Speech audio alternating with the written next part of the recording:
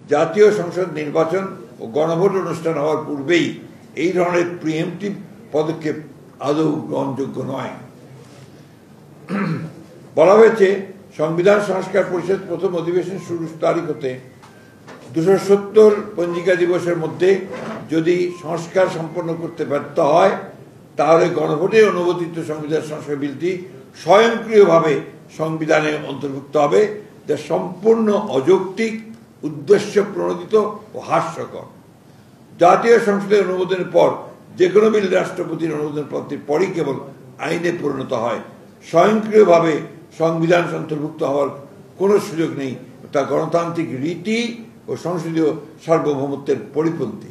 চিঠিতে বলা হয়েছে, জাতীয় সংসদ নির্বাচনের পূর্বে অথবা নির্বাচনের দিন উক্ত আদেশ অনুযায়ী গণভোট নির্বাচন করা যেতে পারে। এখানে উল্লেখ করা প্রয়োজন যে বিএনপি জাতীয় ঐক্যের স্বার্থে জুলাই সনদের আইনি ভিত্তি রচনা এবং জনগণের সম্মতি গ্রহণের জন্য জাতীয় সংসদ নির্বাচনের দিনেই গণভোটের প্রস্তাব করেছিল। ২০২৬ সালের ফেব্রুয়ারি মাসের প্রথমার্ধে নির্বাচন অনুষ্ঠানের ঘোষণা দিয়েছিলেন প্রধান উপদেষ্টা। সেক্ষেত্রে নির্বাচন অনুষ্ঠানের আগে প্রস্তাবিত গণভোট অনুষ্ঠান সম্ভব নয়। সময় স্বল্পতা, নির্বাচন অনুষ্ঠানের জন্য বিপুল অঙ্কের ব্যয় এবং আইন শৃঙ্খলা বাহিনী সহ ব্যাপক লোকবল নিয়োগ এবং একটি জাতীয় সংসদ নির্বাচন অনুষ্ঠানের মতো বিশাল আয়োজনের বিবেচনায় নির্বাচনের পূর্বে গণভোট অনুষ্ঠান অপ্রয়োজনীয়, অযৌক্তিক এবং অবিবেচনাপ্রসূত।